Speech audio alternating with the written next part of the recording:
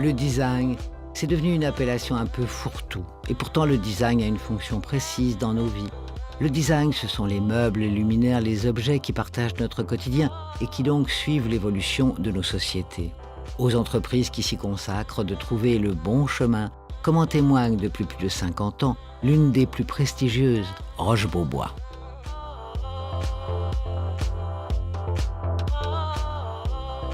Dans un premier temps, Roche-Beaubois importait donc du mobilier scandinave et ils se sont rapidement heurtés à un problème d'exclusivité. Et donc, ils se sont transformés d'importateurs en éditeurs. Donc, ils ont commencé à créer eux-mêmes des collections avec des designers. À l'époque, on ne disait pas designer, on disait créateur. Donc, ils ont commencé notamment avec Pierre Paulin en 1964. Avec Marc Berthier aussi en 1967, puis avec d'autres créateurs, Hans Hopfer au début des années 70, etc. Donc il y a eu vraiment un passage et une transformation du business model de Roche-Beaubois. Si depuis sa création en 1960, la maison n'a cessé de séduire, c'est parce qu'elle a su allier savoir-faire et art de sentir l'air du temps. Avec des designers bien sûr, mais aussi avec des créateurs comme Christian Lacroix, Jean-Paul Gaultier ou Kenzo Takada. Mode et design, deux domaines qui ont bien des points communs. Le rythme créatif de Roche-Beaubois est, comme je le disais, très proche de celui de la mode. Donc on a 2 collections par an. Donc il y a des choses qui sont très design, très pointues, très minimalistes, et des choses qui sont toujours dans la modernité, mais peut-être plus sages. Et puis on a également une collection qui s'appelle Nouveau Classique, qui réinterprète les codes stylistiques français du 18e au 20e siècle jusqu'aux années 50. Depuis les années 50, le style n'a cessé d'évoluer. Comment ? En étant toujours attentif aux nouvelles générations pour une inspiration et une création très dynamique. Création soutenue par le savoir-faire de l'éditeur qui alors rentre en ligne. Alors une nouvelle collection, ça se prépare assez en amont, ça commence entre 6 mois et 1 an à l'avance. On commence à réunir un petit peu différents matériels, c'est-à-dire premièrement les tendances qu'on sent émerger, nos envies propres, et on essaye de petit à petit constituer comme ça une série d'intentions et de demandes. Après, on va donner soit des inputs à des designers en leur demandant de travailler dans cette direction-là, et parallèlement, on va recevoir des inputs, des propositions des designers eux-mêmes. Et le melting pot ici est international. L'Italie pour ce salon, la Chine pour cette chaise en plastique, la France pour cette bibliothèque. Bienvenue puisque tous sont encore inspirés par le style français et un savoir-faire unique. Car imaginer un meuble, c'est une chose. Le réaliser en une époque donnée en est une autre. La technologie n'est pas forcément le moteur. Quand nous avons une intention en tête, nous allons aller chercher et sourcer les personnes qui vont être capables de nous apporter ce que l'on cherche.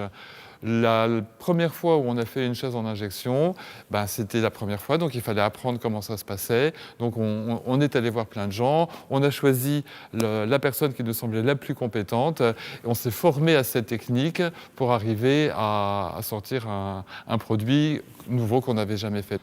Par ailleurs, il y a également une veille technologique qui consiste à voir ce qui se fait partout, les avancées en termes de fabrication, les nouveaux matériaux. Après, il s'agit pour nous de trouver les bonnes applications. De l'autre côté, il y a toute la mise en valeur des savoir-faire traditionnels qu'on a toujours et qu'on va retrouver et remettre au goût du jour.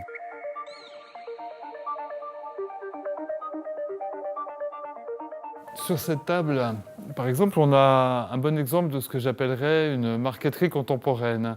C'est-à-dire que sur ce plateau qui n'est pas vraiment rectangulaire, qui est en fait à pan coupé, en regardant plus attentivement, on s'aperçoit qu'à chaque fois qu'il y a une rupture dans la ligne, le plaquage va changer de sens. Donc on a comme ça une alternance de plaquage qui s'apparente à la technique de la marqueterie ou du frisage. Ce qui est intéressant dans le monde de la décoration ou même de la mode, de la création en général, c'est le grand cycle des matériaux et des modes. En fait, on se rend compte que des matériaux comme le terrazzo, qui a été créé au XVIe siècle à Venise pour créer les sols des palais, a été réinterprété ensuite dans les années 50 et on le retrouve aujourd'hui dans les plateaux de table, dans les vases, etc. Le canage, c'est pareil, c'est une technique ancienne qui est aujourd'hui réappropriée par les créateurs d'aujourd'hui pour en faire des produits contemporains et vraiment dans leur temps. Une tendance du vintage repris par la maison qui réédite quelques pièces iconiques, comme le bureau Ozo, best-seller des années 60. Car le design exprime un art de vivre. Qui plus est, ici, l'art de vivre français. C'est un plus dont une maison digne de ce nom ne saurait se passer. Donc le French art de vivre, c'est un petit peu difficile à définir, mais en fait, ce qu'on essaye de faire, à savoir le dialogue entre le design et la mode, le dialogue également entre le design et le monde de la culture. À l'international, nos clients apprécient cette touche française et la façon aussi de scénariser, de mettre en ambiance nos collections. Et encore une fois, on ne vend pas simplement un canapé ou une table, on vend un esprit, on vend un ensemble et on vend un petit peu une part de la France. S'approprier un petit bout de France avec un meuble, tout est dit.